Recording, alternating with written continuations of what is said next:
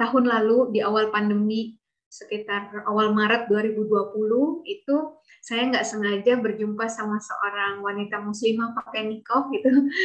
Uh, Sampai saat ini saya belum pernah ketemu lagi sosok tersebut gitu ya. Alhamdulillah. Nah, beliau di situ memakai niqab, kemudian ketemu salah seorang teman dan tidak mau berjabat tangan kan ya, karena jaga wudhu juga gitu. Nah, itu saya melihat, loh kok sama kayak kita sehari-hari ini ya, kemana-mana pakai masker gitu ya. Terus harus nggak boleh jabat tangan dulu, terus rajin cuci tangan kan, mereka juga jaga wudhu gitu. Nah, di situ saya jadi tertarik untuk mempelajari itu, mencari tahu tentang manfaat wudhu, manfaat gerakan sholat, terus sunnah.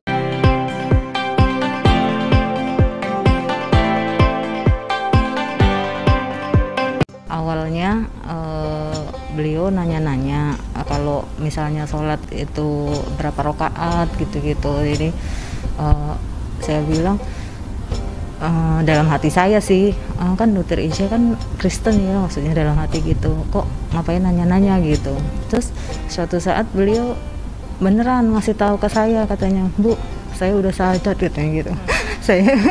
saya sampai nangis gitu, ya Allah gitu. Asyhadu alla ilaha illallah wa asyhadu anna Muhammadan Rasulullah. Terima kasih. Assalamualaikum warahmatullahi wabarakatuh. Alhamdulillah hari ini dimudahkan Allah untuk ketemu Bapak Ibu, juga adik-adik ya dari PPK Al-Ghifari. Alhamdulillah kemarin itu saya sempat ke tetangga ya di Al-Barkah. Nah ini kali ini, tapi itu offline gitu. Kalau ini kita online ya. Mudah-mudahan nggak mengurangi juga dari esensi dari pertemuan kita sore hari ini. Kita ketemu di Taman Surga, katanya Taman Surga ada di dunia itu kan disebutnya majelis zikir atau majelis ilmu ini. Insya Allah, ini saya memang bukan ustazah gitu ya, juga baru belajar ini. Alhamdulillah itu 15 Maret 2020 lalu saya bisa kembali ke fitrah sebagai seorang muslim, bersyahadat. Alhamdulillah itu semua miracle ya, tadi dibilang miracle of hijrah. Bagi saya itu memang nggak ada miracle, nggak ada anugerah yang lebih besar daripada itu di hidup saya gitu ya. Karena mungkin ada miracle-miracle yang pernah saya alami juga sebelumnya, tapi ini adalah miracle sesungguhnya gitu. Mungkin, nah ini tema dari panitia ya, miracle of hijrah gitu, Masya Allah gitu ya. Kalau ngomongin hijrah sekarang kan kayaknya lagi, apalagi lagi bulan Muharram gitu ya, banyak topik yang diangkat tentang hijrah gitu. Dan kita semua tentu, dan Bapak Ibu di sini pasti sudah lebih paham gitu sejarah hijrah gitu ya, bagaimana Rasulullah dan para sahabat waktu itu berhijrah dari Mekah ke Madinah, kemudian menjadi dikatakan menjadi penanda ya berdirinya tonggak peradaban Islam dan runtuhnya peradaban jahiliyah. Kemudian dibilang juga kalau hijrah itu seperti kita meninggalkan hal-hal yang Allah tidak suka, yang haram ya, kepada hal-hal yang Allah suka gitu. Kadang lebih berat ya meninggalkan yang Allah tidak suka karena kita suka gitu kadang biasanya gitu ya. Dan daripada kalau kita harus menunaikan perintah atau kewajiban gitu. Nah, kemudian juga banyak hal ya disebutkan tentang hijrah, tapi mungkin salah satu juga ada pembatas antara yang hak dan yang batil seperti itu. Nah, tapi kalau boleh ditanya gitu ya, kalau hijrah buat saya itu artinya apa? Nah, ini kalau menurut saya secara pribadi, hijrah dalam kehidupan saya adalah seperti yang sering kita sebutkan dalam zikir juga ya, pagi dan petang, Quran surat Al-Baqarah ayat 257 gitu. Allahu walazina yukrijuhum minazulumat ilhan nur ya. Allah pelindung orang-orang yang beriman, dia mengeluarkan mereka dari kegelapan kepada cahaya. Nah, dibilangnya ilan nur, bukan ilan Anwar gitu ya. Kalau Ilanur katanya cahayanya cuma satu-satunya gitu yang menjadi cahaya yang benar gitu. Nah, kalau Anwar cahaya-cahaya, kumpulan cahaya, padahal cahaya kebenaran ya cuma satu, ada di dalam Islam ini gitu. Ada di dalam Al-Qur'an. Kalau misalnya jalan kesesatan, kebatilan itu banyak ya kalau disebutin gitu. Nah, ini alhamdulillah gitu saya merasakan betul bahwa Allah sendiri yang memindahkan saya dari kegelapan syirik ya kepada cahaya tauhid, dari kegelapan kebodohan gitu kepada cahaya ilmu gitu, karena Islam tuh agama ilmu sekali gitu ya, agama yang fair. Kita harus tahu dalil-dalil yang jelas dulu baru kita boleh beriman gitu. Kemudian juga dari kegelapan kemaksiatan mungkin ya kepada cahaya ketaatan. Itu yang secara pribadi saya rasakan gitu. Kenapa saya bisa bilang begitu? Karena mungkin kalau boleh saya cerita sedikit.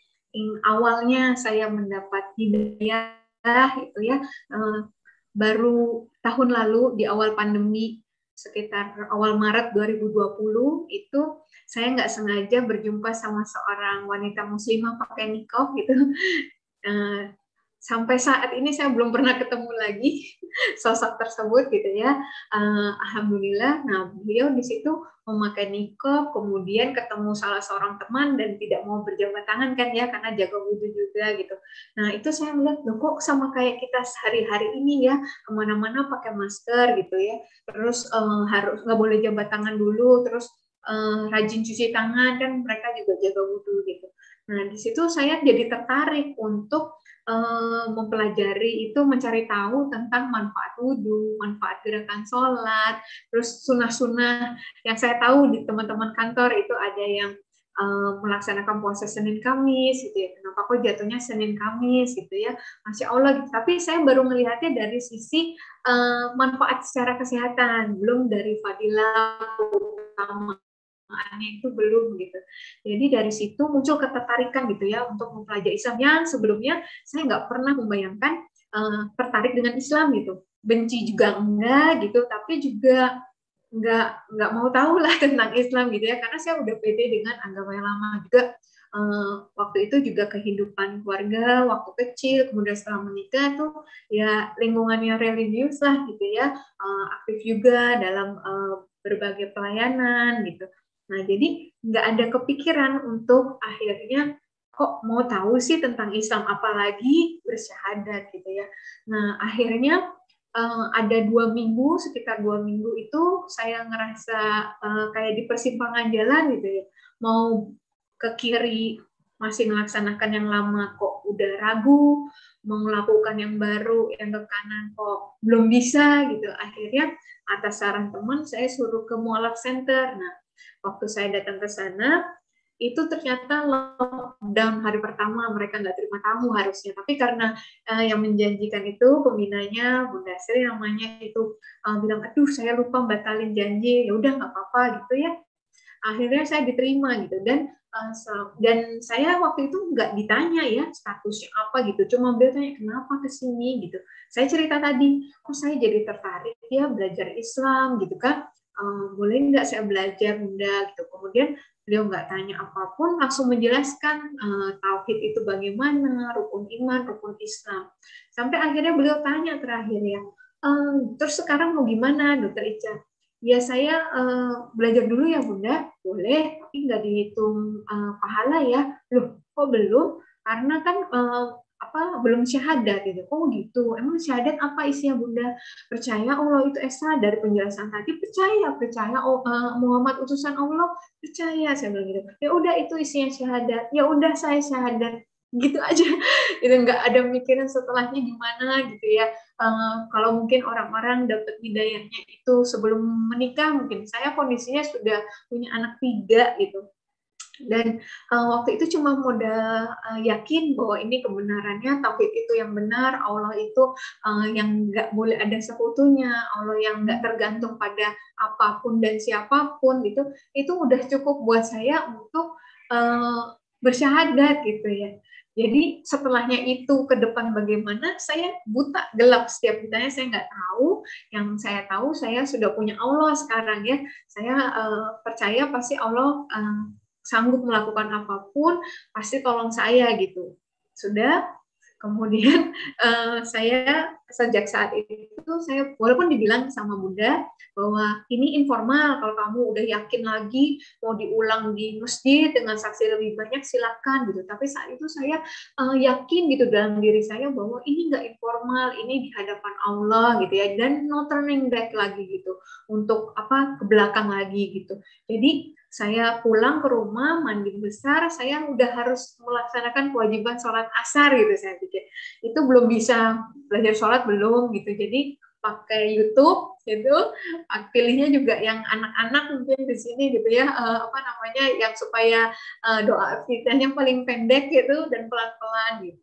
Dan alhamdulillah kemudian saya juga sempat jamaah juga sama teman kantor yang perempuan gitu ya, sampai akhirnya ada WFH WFO tuh waktu itu. Nah, waduh kalau WFH berarti saya harus ke masjid gitu. Dan nggak lama masjid juga lockdown.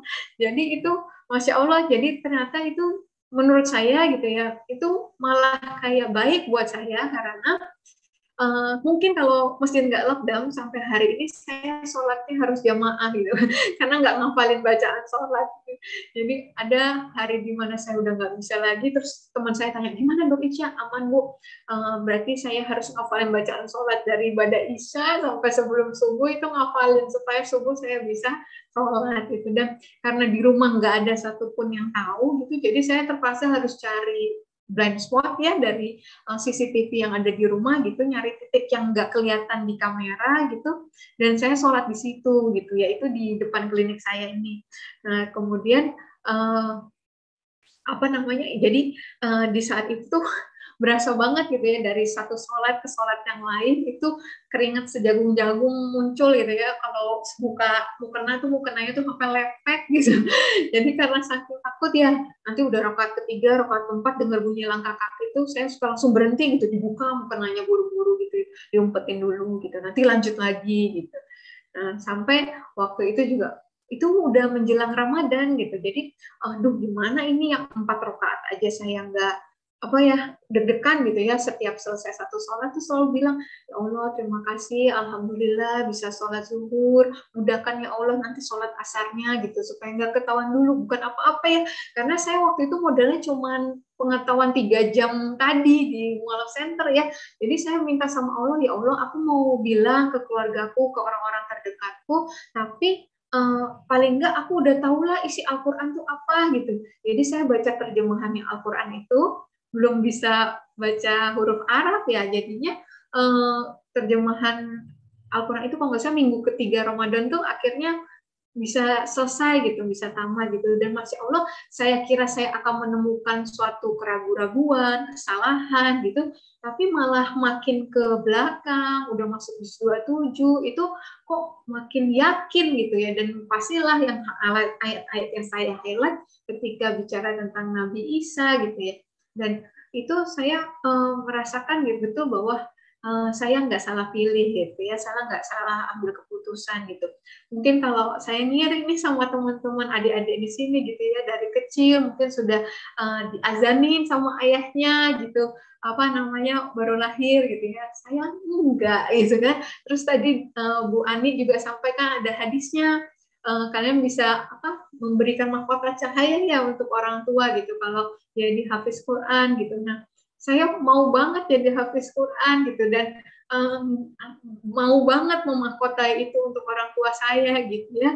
Nah, saya belum tahu gitu ujung akhirnya orang tua saya juga akan kembali dapat hidayah atau enggak gitu, saya nggak tahu gitu. Jadi beruntung banget adik-adik di TPQ Al-Ghifari ini kalau kalian bisa akrab dengan Al-Quran, bisa menghafal Al-Quran, dan janji Allah itu yakin ya itu insya Allah tuh pasti ditepatin gitu. Jadinya apa namanya, bersyukur banget gitu. Jangan sia-siakan waktu ini gitu. Kalau saya udah buang 36 tahun gitu ya dalam semua tadi kegelapan itu gitu. Ada-ada udah bisa nabung buat akhirat tuh dari sekarang gitu. Masya Allah gitu. Saya udah nggak tahu sisa hidup saya berapa lama lagi gitu kan. Makanya kenapa saya berusaha mengejar ketertinggalan itu ya karena tadi udah banyak tahun-tahun di hidup saya yang terbuang gitu. Dan adik-adik jangan sampai gitu ya harus ambil shortcutnya gitu.